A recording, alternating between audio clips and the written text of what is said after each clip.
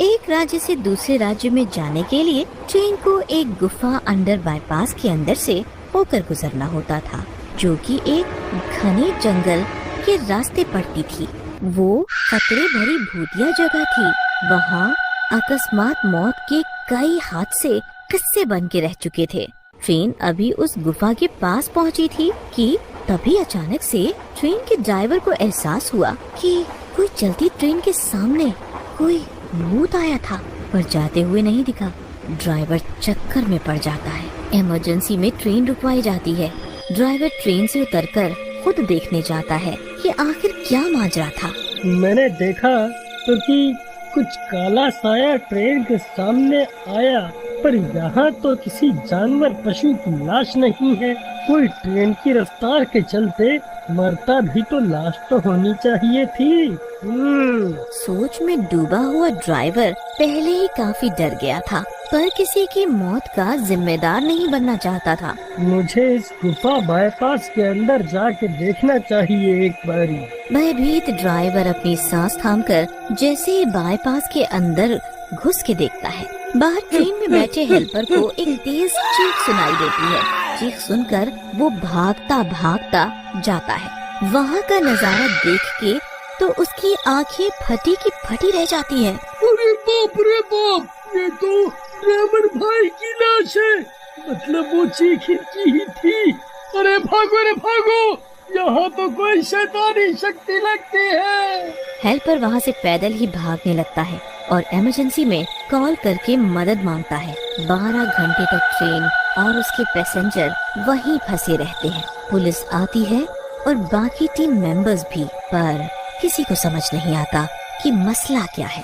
Train को दूसरा driver वहाँ से लेके जाता है और दूसरे राज्य में लोगों को पहुँचाता है। ये खबर सब जगह फैल जाती है। रामनाथ, अब से ये ड्यूटी तुम्हारी है। रामनाथ को एक पल के लिए उसकी सोच में भूत का चेहरा उसे ही मारता हुआ नजर आता है और वो चिल्लाने लगता है, नहीं, मैं नहीं मरना चाहता अभी। भूत। क्या हुआ रामनाथ, क्यों चिल्ला रहे हो? वो मैंने कहा समझ आया? नहीं सर, माफ करना, मैं उस भूतिया रास्ते की जिम्मेदारी नहीं ले सकता। मेरी बीवी जवानी में ही विधवा हो जाएगी। जिससे भी उस रास्ते पर ट्रेन ड्राइवर ड्यूटी के लिए बोलते, सब ड्राइवर डर के मारे मना कर देते। फिर कुछ दिनों बाद वहाँ एक नए ड्राइवर कुंकुनाथ की पोस्टिंग होती है और उसे वो ड्यूटी दी जाती है। अरे कुंकुनाथ, तुम यहाँ नए हो इसलिए तुम्हें बता रहे हैं, जरा संभल के जाना, वो जगह भूतिया है। ये सुन के तो उसकी हालत ही टाइट हो जाती है, पर उसकी वही हालत थी कि मरता क्या न करता। फिर ट्रेन स्टेशन से छूटती है। हे भगवान, बचा लेना मुझे। वैसे भी वह जगह भूतिया लगती है। आए दिन वहाँ कोई न कोई ड्राइवर मरता है। आज मेरा नंबर न आ जाए। भगवान का नाम लेता हुआ कुंकुनाथ ट्रेन चला ही रहा होता है कि उसी गुफा के पास पहुँच के ट्रेन खुद ही रुक जाती है। अरे भाग्यवान, आज ही मेरा राम नाम सत्य करवाओगे क्या? इस ट्रेन को क्या हो गया? नास मिट्टी, मेरी जान लेके ही मानेगी आज। अरे रामू, तुम काय के हेल्पर हो जब मदद ही नहीं कर रहे हो? भैया, आप ही जाके देख लो एक बारी कि ट्रेन काहे रुकी है। चल ठीक है, मुझे देखने दे। कुंकुनाथ उतर के ट्रेन के आसपास देखता है। यहाँ तो कुछ भी नहीं है, स्टॉप भी नहीं है कोई। अचानक से क्यों रुक गई है? फिर वो उस बाईपास में घुस के देखता है। वहाँ उसे कुछ धुंधला सा दिखाई देता है। कौन है वहाँ? वहाँ अंधेरे में कौन है? कुंकुनाथ फिर आगे बढ़ के देखता है तो हक्का बक्का रह जाता है। वहाँ एक भयानक भूत होता है जो कुंकुनाथ को देख के उसकी तरफ बढ़ता आता है। आखिर तू आ ही गया। भूत, कोई बचाओ! पर कुंकुनाथ की चीख पुकार कोई नहीं सुन पाता। मुझे मत मारो, मैंने तुम्हारा क्या बिगाड़ा है? प्लीज मुझे मत मारो। मुझे ईटीओ ने जबरदस्ती ये ड्यूटी दे दी है, मुझे छोड़ दो। ट्रेन ड्राइवर, सब मारे जाएंगे।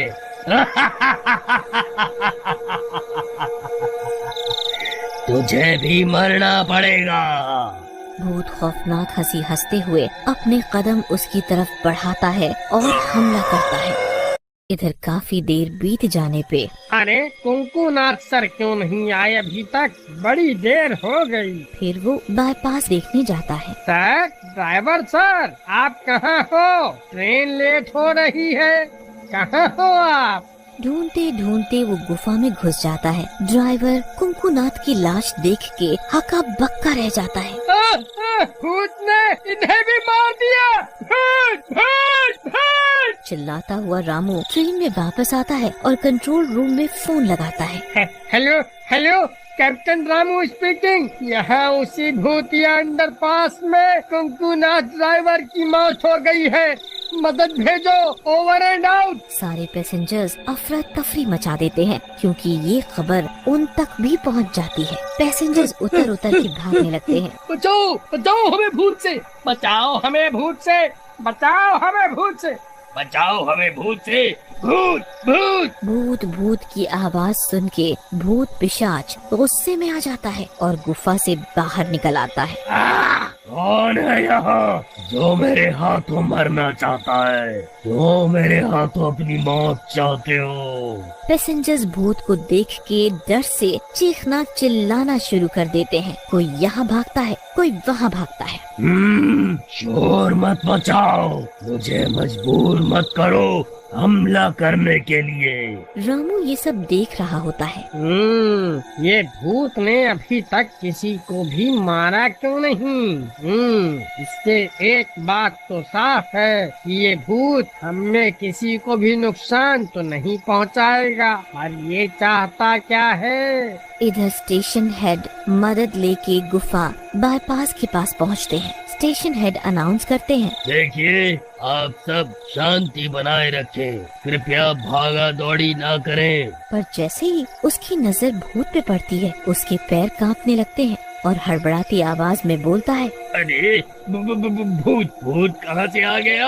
भागो रे भागो, अपनी जान बचा के भागो सब, भागो। ये सब देख के भूत आग बबूला हो जाता है और सबको उठा उठा के फेंकने लगता है। रामू तभी माइक उठा लेता है और अनाउंस करता है, कृपया शांति रखें, ये भूत किसी को नुकसान नहीं पहुंचाएगा।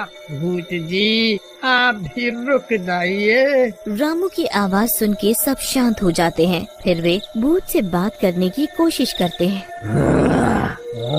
तू समझदार लगता है सब में, इन सब ने मेरा दिमाग खराब कर दिया। पर आप चाहते क्या हो? मैंने देखा कि आप सिर्फ ड्राइवर्स को ही मारते हो, ऐसा क्यों? मैं किसी भी ट्रेन ड्राइवर को नहीं छोड़ूंगा, सब के सब मारे जाएंगे। पर क्यों? उन्होंने क्या क्या बिगाड़ा है आपका? मेरी मौत भी एक ट्रेन की वजह से हुई थी। मेरा पूरा परिवार ट्रेन की तेज रफ्तार में खत्म हो गया। अगर उस दिन ट्रेन ड्राइवर ट्रेन समय पे रोक देता तो आज मैं अपने परिवार के साथ जिंदा होता। पर अब कोई ड्राइवर नहीं बचेगा। अब आप ये तो समझिए कि तेज रफ्तार ट्रेन को रोकने में समय लगता है, वो अचानक नहीं रुक सकती। अगर ऐसा करेंगे तो इसमें बैठी हुई हजारों सवारियां खतरे में आ जाएंगी। भूत रामू की बात समझता है और शांत हो जाता है। अब आप ट्रेन ड्राइवर्स को मारना बंद कर दीजिए, उस हादसे में इनका कोई कसूर नहीं था। पर एक शर्त पर, जब भी ट्रेन इस रास्ते से जाएगी मेरे परिवार के सम्मान में यहाँ जरूर रोकनी पड़ेगी। हम वादा करते हैं।